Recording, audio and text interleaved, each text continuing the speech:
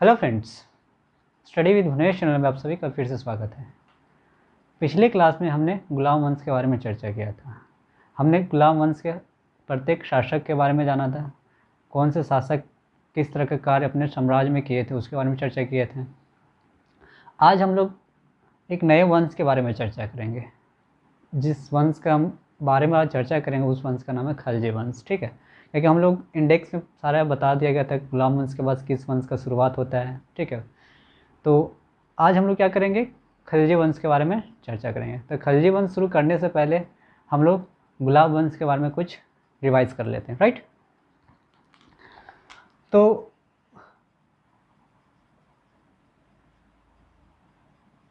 गुलाम वंश के बारे में हम लोग चर्चा की थी। इसका कार्यकाल कितना शुरू हुआ था, 1206 से 1290 ईस्वी तक। ठीक है, इसमें हम लोग पहला शासक के बारे में जाना था, कुतुबुद्दीन ऐबक के बारे में चर्चा किया था। ठीक है, सेकंड शासक थे, सेकंड शासक बताते जाइएगा आप लोग। सेकंड शासक इनके पुत्र जिसका नाम था राम शाह। थर्ड, इनकी हत्या करके कौन बना शासक, इल्तुतमिश। ठीक है, फोर्थ में बना कुछ समय के लिए रुकनुद्दीन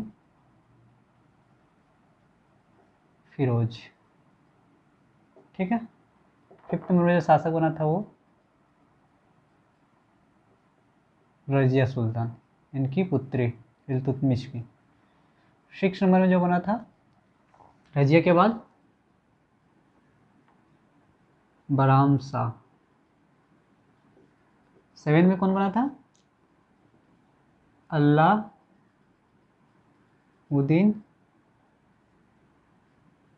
मसूद शाह। 8 नंबर में रुकनुद्दीन नासिरुद्दीन।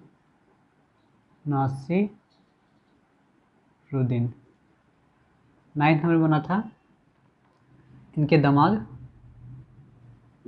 गयासुद्दीन बलबन। ठीक है, अगला शासक जो बना था वो कोई प्रतापी शासक नहीं, तो उसके कोई शासक में कोई ऐसा कार्य नहीं किया जिसके बारे में लोग चर्चा करेंगे उसके बारे में, इसलिए उसके बारे में लोग उस चर्चा नहीं किए। ठीक है, अगला शासक जो इन्होंने इनकी मृत्यु के बाद 1286 ईस्वी में मृत्यु हो गया, तो अपना उत्तराधिकारी इन्होंने चुना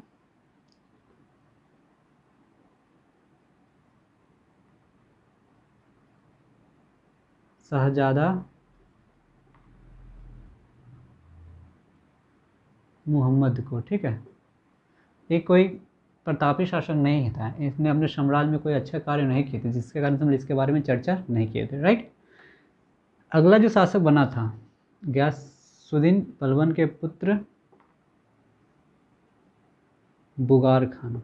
ठीक है, ये नाबालिग शासक थे, जिसके कारण से इस वंश का कोई ऐसा शासक नहीं बना जो गुलाम वंश को आगे की ओर ले जा सके, जिसके कारण से गुलाम वंश की पतन हो जाती है। ठीक है, तो इस सारे शासक के बारे में हम लोग चर्चा किए। इनके बारे में जो हम लोग चर्चा किए थे वो 1206 ईस्वी से लेकर के 1210 ईस्वी तक। फिर 1210 ईस्वी में कौन बना है, आराम शाही बने थे कुछ समय के लिए, तो इनका कार्यकाल नहीं जानते। तो 1211 से 1236 ईस्वी तक इल्तुतमिश। 1236 रुकनुद्दीन फिरोज बने कुछ समय के लिए। फिर 1236 से 1240 रजिया सुल्तान। बराम शाह 1240 ईस्वी से 1242 ईस्वी तक बने। ठीक है, फिर 1242 ईस्वी से लेकर के 1246 ईस्वी तक अलाउद्दीन मसूद शाह।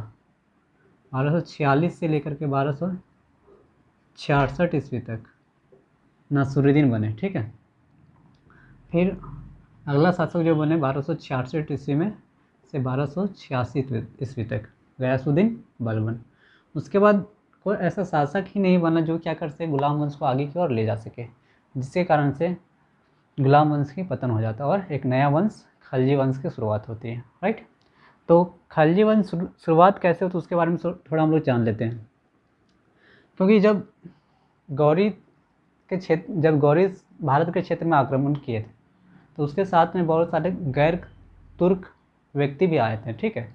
तो जब गैर तुर्क व्यक्ति आए थे तो उस गुलाम वंश में उनको किसी तरह का तुर्क का मान्यता नहीं प्राप्त किया गया था, जिसके कारण इसके साथ गैर तुर्कों की तरफ व्यवहार किया जाता था, जिसके कारण से इन खलजियों ने अपना बंगाल और बिहार के क्षेत्र में चले गए और वहाँ पे एक सेनापति के रूप में, सैनिक के रूप में कार्य करते थे।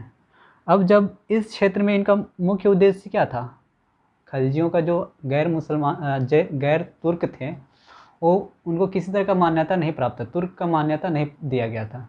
तो वो क्या चाहते थे, वो गुलाम वंश के क्षेत्र में अपना मान्यता प्राप्त करके अच्छे शासक के क्षेत्र में रहना चाहते थे, लेकिन उसको किसी तरह का मान्यता नहीं मिल रहा था।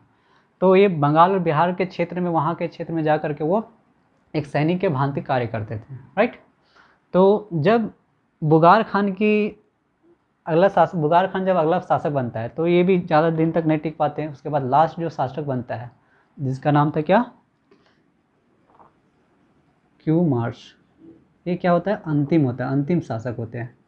तो अंतिम शासक बनता तो ये भी कैसा शासक होते हैं, कमज़ोर शासक होते हैं। तो कमज़ोर शासक होने के कारण इसका फ़ायदा उठा लेता है उन गैर खिलजी तुर्कों ने और इसका पतन करके एक नया वंश का शुरुआत कर देता है, जिसका नाम हम लोग जानते हैं क्या, खलजी वंश। राइट। तो हम लोग क्या करेंगे, आज हम लोग खलजी वंश के बारे में चर्चा करेंगे। ओके।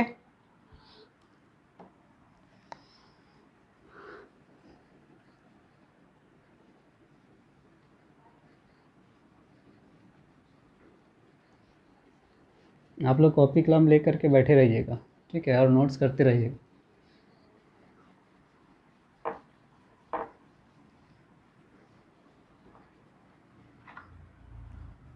अगला वंश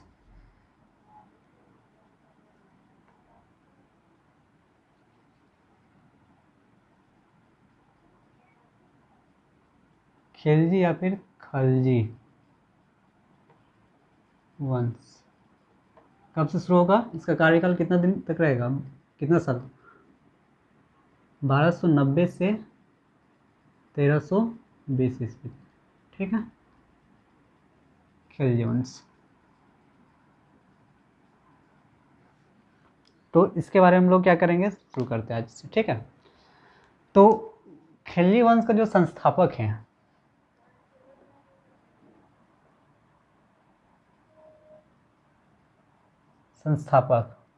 वो हमारे हैं कौन, जलाउद्दीन खिलजी। ठीक है, संस्थापक जलाउद्दीन खिलजी थे। इन्होंने जब क्यूमार्स जब अंतिम शासक बना था तो इन्होंने क्या किया था, दिल्ली के क्षेत्र में, दिल्ली सल्तनत कहाँ पे, दिल्ली के क्षेत्र में था, और गुलाम वंश भी कहाँ था, दिल्ली के अंतर्गत आता था। तो उसी क्षेत्र में जलाउद्दीन खिलजी ने एक, दिल्ली के क्षेत्र आता है किलोखरी के क्षेत्र को क्या करता है, केंद्र बना करके इस खिलजी वंश को शुरू करता है। राइट। किसको, 1290 ईस्वी में किलोखरी को केंद्र बनाकर, किलोखरी कहाँ है, दिल्ली में। ठीक है, केंद्र बनाकर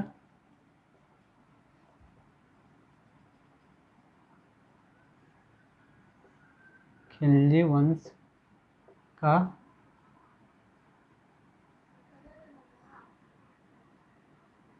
स्थापना करता है। ठीक। अब इन्होंने अपने क्षेत्र को विस्तार करने के लिए क्या, हर राजा चाहता था कि मेरा क्षेत्र क्या हो, आगे की ओर हो और ज़्यादा हो, जितना जिस व्यक्ति का होता है वो क्या करता है और मेरा होना चाहिए। तो इसी के क्रम में इन्होंने काफ़ी क्षेत्र को जीतने का प्रयास किया और काफ़ी क्षेत्र जीता भी, लेकिन कुछ क्षेत्र ऐसे क्षेत्र में आक्रमण किया जो उस क्षेत्र में काफ़ी अच्छे शासक थे, जिसके कारण इसका हार हो जाता है। तो किस क्षेत्र में कैसा आक्रमण किया? इन्होंने कोई ऐसा अपने साम्राज्य क्षेत्र में, अपने साम्राज्य में कोई ऐसा कार्य नहीं किया जिसके बारे में लोग चर्चा करेंगे, राइट। तो इन्होंने किस क्षेत्र में कितना आक्रमण किया उसके बारे में चर्चा करते हैं। ज़्यादा दिनों तक शासक नहीं करते हैं, ठीक है। 1290 से लेकर के 1296 तक, 1296 ईस्वी तक ये अपने शासन के क्षेत्र में रहते हैं। तो इन्होंने क्या, सबसे पहले जान लेते हैं आक्रमण, इन्होंने कहाँ कहाँ आक्रमण किए। तो जो प्रथम इनका आक्रमण था, जलालुद्दीन खिलजी का जो प्रथम आक्रमण था वो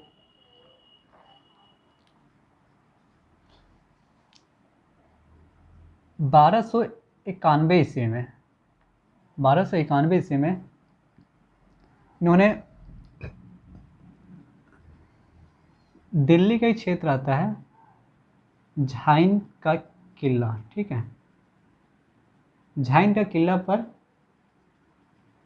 आक्रमण करता है, आक्रमण कर विजय प्राप्त कर लेता है।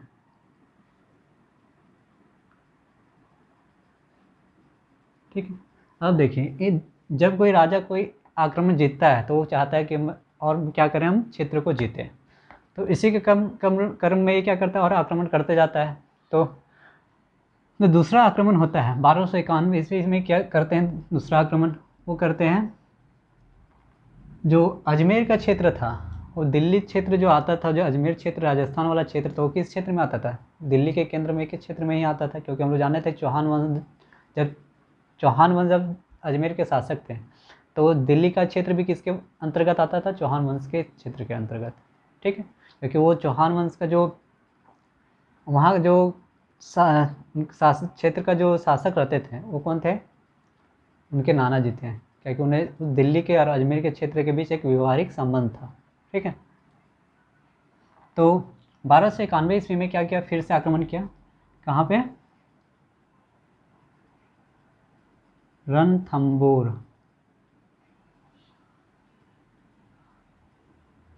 रणथंबोर पर आक्रमण, ठीक है। इस क्षेत्र में आक्रमण करता है, लेकिन क्या हो जाता है, यहाँ का शासक कौन थे, रणथंबोर के शासक कौन थे, शासक हमीर देव चौहान, ठीक है, ये चौहान वंश के थे, ठीक है, राजपूत थे। तो इस आक्रमण में, रणथंबोर के आक्रमण में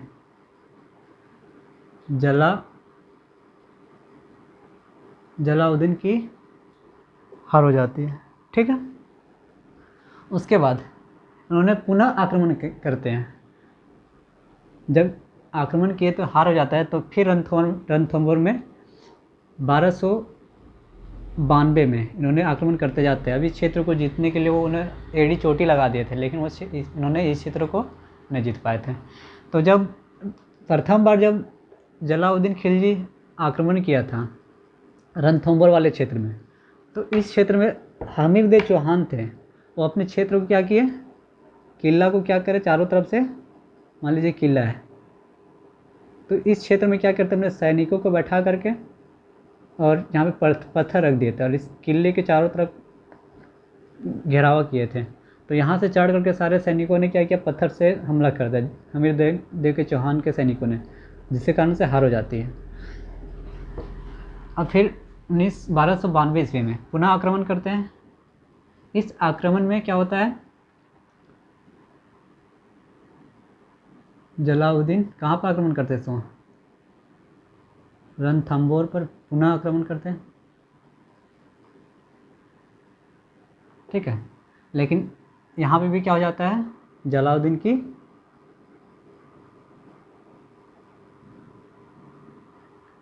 हार, ठीक है। इस तरह दो आक्रमण किए, लेकिन इनको दोनों आक्रमण में विजय नहीं प्राप्त हुआ। अब ये जब आक्रमण से हारे थे, हमीर दे चौहान से जब युद्ध में हारे थे, तो इन्होंने जाते जाते कहा था कि रणथंबोर हमारे सैनिक के बाल के बराबर है, इन्होंने वो एक शब्द बोल के गया था। उसके बाद इन्होंने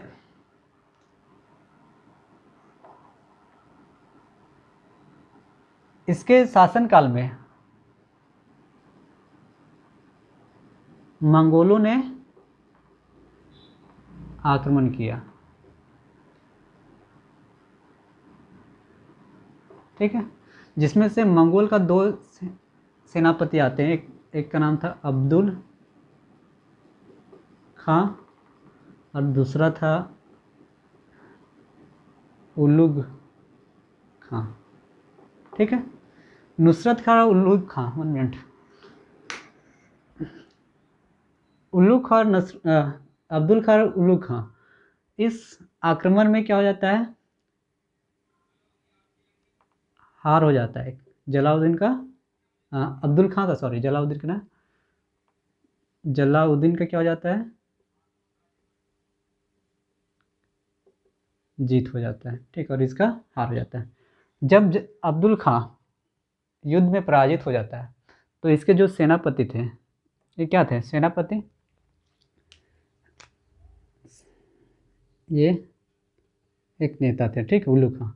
उल्लू खां कहते हैं कि वापस हम क्या करेंगे, मंगोल जाने के इतने मेरे पास कैपेसिटी नहीं है कि हम मंगोल वापस जा सकें, जिसके कारण से चाहते हैं कि हम लोग क्या करें, इसी दिल्ली के क्षेत्र में क्या कर जाए, बस जाए। जितने भी उसके सेना थे, नेता थे, वो क्या कर, युद्ध में हारने के पश्चात क्या करना चाहते थे, हम अब वापस मंगोल ना जा करके, क्या कि मंगोल जाने के बाद क्या था, मंगोल के शासक कौन थे, चंगेज खां। वो वो तो बहुत ही कट्टर थे, तो ये चाहते थे अगर मंगोल हम वापस चल जाएंगे तो हमको चंगेज से क्या कर देंगे, मार देंगे। इसलिए वापस मंगोल नहीं जाने के कारण क्या कर चाहते थे कि हम दिल्ली के क्षेत्र में क्या कर जाए, बस जाए। तो जलालुद्दीन से क्या किए, रिक्वेस्ट किए। तो जिस क्षेत्र में मंगोलों ने बसा, उलुग खां के अनुरोध पर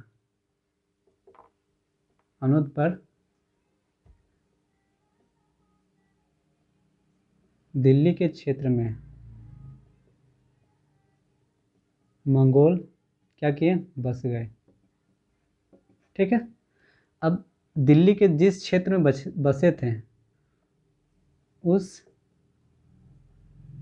क्षेत्र का नाम मंगोलपुरी रखा गया। ठीक है, तो इतना कार्य इन्होंने किया था। उसके बाद जलालुद्दीन खिलजी का 1296 ईस्वी में, 1296 ईस्वी में जलालुद्दीन के दामाद तथा दामाद या फिर ये भतीजा भी था, दामाद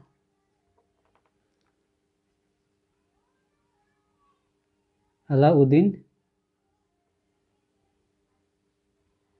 खिलजी, अलाउद्दीन खिलजी ने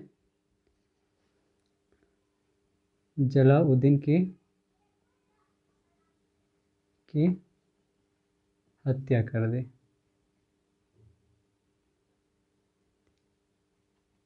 ठीक, तो ये था जलालुद्दीन के बारे में। अब अगला जो शासक बनता है वो बनता है अलाउद्दीन खिलजी, राइट। तो ये आप लोग को समझ तो आ रहा होगा, रेस कर देते हैं।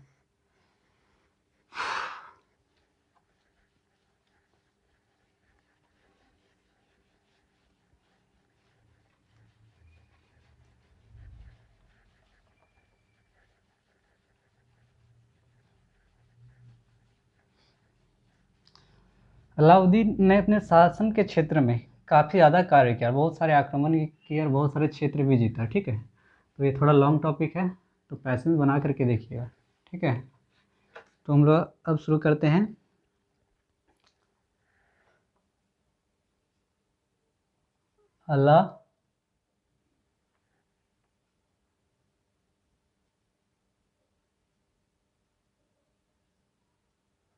अलाउद्दीन खिलजी 1296 ईस्वी से 1316 ईस्वी तक ये शासन करते हैं। ठीक है, लगभग 20 वर्ष तक अपने सत्ता में रहते हैं। तो इन्होंने सबसे पहले क्या किया था, इन्होंने अपना कार्य सबसे पहले अपने ससुर या चाचा का हत्या किए थे। इनका जो नाम था, बचपन का नाम जो था वो था अली गुरसप्पा, अली गुरसप्पा था, ठीक है। इनके एक प्रमुख नेता थे, प्रमुख नेता, प्रमुख व्यक्ति बोल सकते हैं या फिर सेनापति, जिनका नाम था अल उल मुल्क मुल्तानी, ठीक है, अल उल मुल्क मुल्तानी। तो जो अलाउद्दीन का जो मुख्य उद्देश्य था वो पूरे विश्व पे विजय प्राप्त करना था, ठीक है। तो विश्व में विजय प्राप्त करने से पहले वो चाहते थे, जो उनके व्यक्ति थे सेनापति अल उल मुल्क मुल्तानी, वो चाहते थे कि अलाउद्दीन से समझाते उनको, अलाउद्दीन को, कि आप विश्व विजय करने से पहले, बाहर के शासक का आक्रमण करने से पहले आप अपने क्षेत्र के जो छोटे छोटे राजवंश हैं उनको पराजित कीजिए, उसके बाद विश्व विजय का सपना देखिए। ये बात एकदम सही था। अगर वो शासक, कोई ऐसा शासक हो जो हमारे आसपास के घर के पड़ोस वाले क्षेत्र में, पड़ोस में रहता हो, उसी को पराजित ना करने पाए और चल गए विदेश में पराजित करने, तो हो पाएगा? पॉसिबिलिटी नहीं। इसलिए क्या किया उन्होंने, एक सलाह दिया कि आप क्या करें, सबसे पहले अपने राज्य के जितने भी आसपास के क्षेत्र में जो छोटे छोटे शासक हैं उनको पराजित कीजिए, उसके बाद आप विश्व विजय का सपना देखिएगा। इसका कहना भी सही था। तो इन्होंने क्या किया, विश्व विजय प्राप्त करने के लिए इन्होंने बहुत सारे आक्रमण किए। तो इनका उद्देश्य क्या था, विश्व पर विजय, ठीक है। तो अब क्या करेंगे, इन्होंने आक्रमण करना शुरू कर दिया। तो इनके आक्रमण के बारे में चर्चा करते हैं। बहुत सारे सुधार कार्य किए हैं, सैन्य सुधार कार्य किए हैं, बाजार में सुधार कार्य किए हैं, इनके बारे में भी चर्चा करेंगे। सबसे पहले आक्रमण के बारे में चर्चा करते हैं, ठीक है। तो इन्होंने जब प्रथम आक्रमण जो किया था 1299 ईस्वी में, 1299 ईस्वी में गुजरात के शासक कौन थे, वधेला कर्ण पर आक्रमण करते हैं। इससे पहले थोड़ा और जान लेते हैं, विश्व विजय सपना था, तो ये शासक बनने से पहले कौन थे, कहाँ के क्या थे? शासक बनने से पहले अलाउद्दीन खिलजी कड़ा कहाँ पे, इलाहाबाद में, इलाहाबाद कड़ा के गवर्नर थे, ठीक है। शासक बनने से पहले गवर्नर थे कौन, अलाउद्दीन खिलजी। तो अब आक्रमण के बारे में चर्चा करें। 1299 ईस्वी में गुजरात के शासक वधेला कर्ण पे आक्रमण करते हैं। अब इस आक्रमण में क्या होता है, वधेला कर्ण का एक मंत्री होता है, ठीक है, मंत्री, जिसका नाम होता है माधव। इसके दरबार में मंत्री होता है माधव, जो क्या करता है, इसके साथ, इन दोनों के साथ क्या हो जाता है, अनबन हो जाता है। किसी कारण से इन लोग के फुट हो जाता है, आपस में झगड़ा हो जाने के कारण वधेला कर्ण क्या करता है,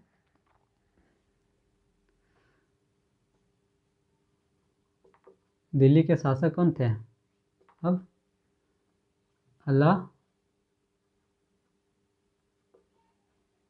खिलजी, ठीक है। अलाउद्दीन के पास आता है ये कौन, माधव।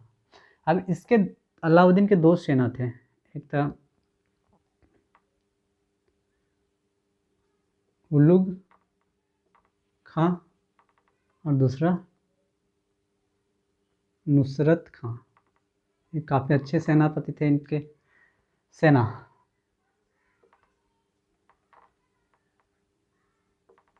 थे, ठीक है। अब ये क्या किए, जब ये वापस इस अलाउद्दीन के पास आए अनबन होने के कारण, तो अलाउद्दीन क्या किए, आक्रमण कर देते हैं इनके कहने पर वधेला कर्ण के क्षेत्र में। तो वधेला कर्ण की क्या हो जाती है, इस युद्ध में हार हो जाती है। ठीक है, ऐसा कहा जाता है कि वधेला कर्ण की जो पत्नी थी, पत्नी का नाम था, पत्नी से क्या कर लेता है ये अलाउद्दीन खिलजी, विवाह कर लेते हैं। ठीक है, तो ये था फर्स्ट आक्रमण। अब हम लोग आगे जानेंगे। अब ये अपने क्षेत्र का विस्तार कर रहा है। अब गुजरात का क्षेत्र किसका कब अंदर में हो गया, अब अलाउद्दीन खिलजी के अंतर्गत हो गया।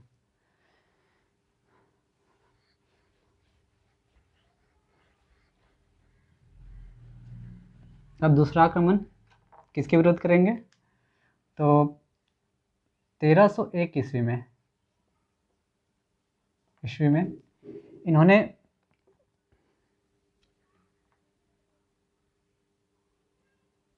रणथंबोर के शासक कौन थे, रणथंबोर के शासक हमीर देव चौहान, इन पर आक्रमण करते हैं। इन पर आक्रमण का कारण था, ये जान लेते हैं सबसे पहले। आक्रमण का कारण, हमीर देव चौहान पर आक्रमण क्यों किए थे, क्या कारण था।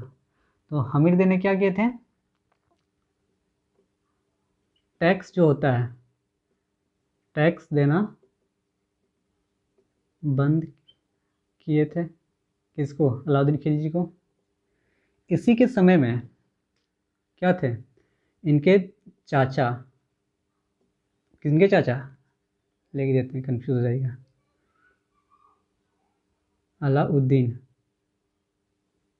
अलाउद्दीन के चाचा कौन, जलाउद्दीन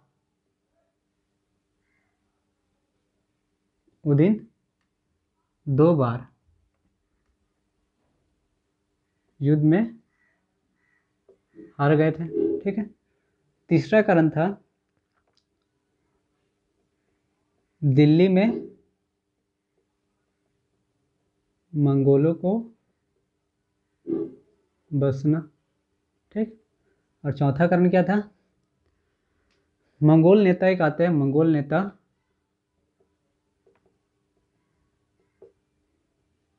महमूद शाह। ठीक है, ये 4 कारण, महमूद शाह का प्रेम हो जाता है किसके साथ, प्रेम अलाउद्दीन की पत्नी चिमना बेगम से। ठीक है, मंगोल नेता महमूद शाह का प्रेम हो जाता है किसके साथ, अलाउद्दीन की पत्नी चिमना बेगम से। ये 4 कारण की वजह से क्या कहते हैं, हमीर देव चौहान के साथ आक्रमण किए थे। ठीक है, तो आक्रमण, ये तो कारण था, क्या आक्रमण करने का क्या कारण था। अब चर्चा करते क्यों, कैसा आक्रमण किए। तो अलाउद्दीन खिलजी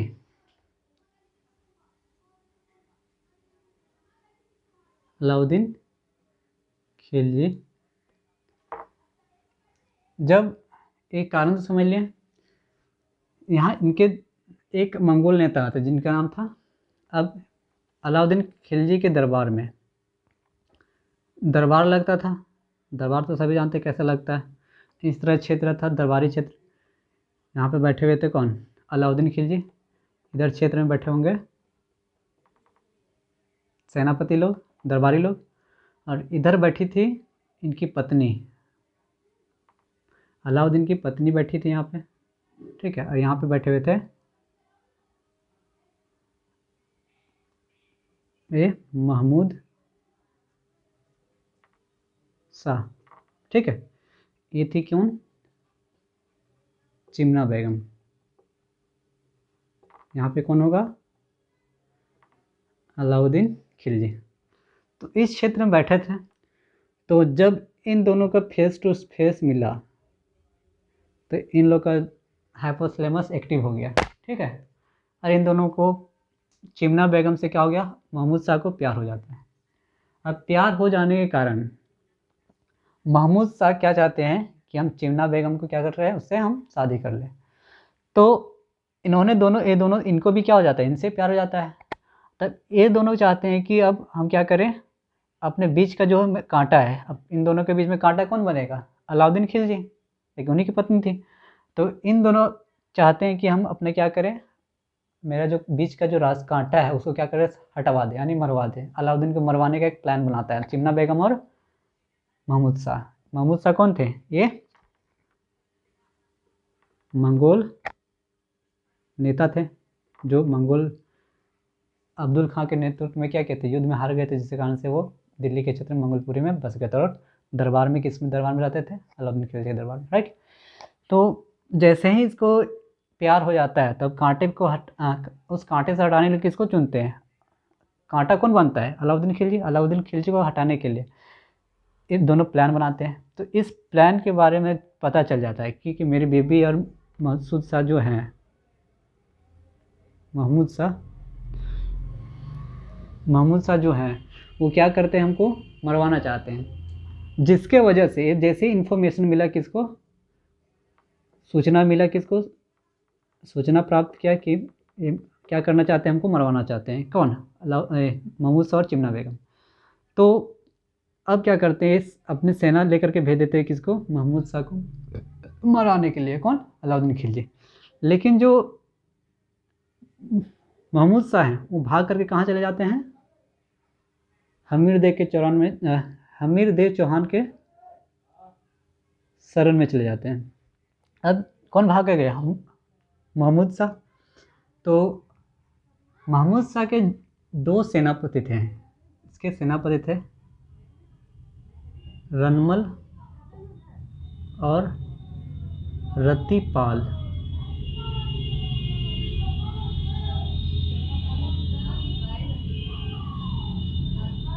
सेनापति रनमल और रतिपाल, ठीक है। अब ये चाहते हैं कि अब शरण में चले जाते हैं। अब ऐसे भी कहा जाता है अतिथि देवो भव, तो ये शरण में जाते हैं। तो अलाउद्दीन खिलजी हमीर देव चौहान जो रणथंभौर के शासक थे उनसे कहते हैं कि आप क्या कीजिए, जो महमूद शाह मेरे दरबार से भाग कर गए वो उसको क्या कीजिए, मेरे हवाले कर दीजिए। लेकिन रणथंभौर के शासक हमीर देव चौहान ने इनको वापस करने से मना कर देते हैं, जिसके कारण से इनके सेनापति, कौन से सेनापति, अलाउद्दीन खिलजी के सेनापति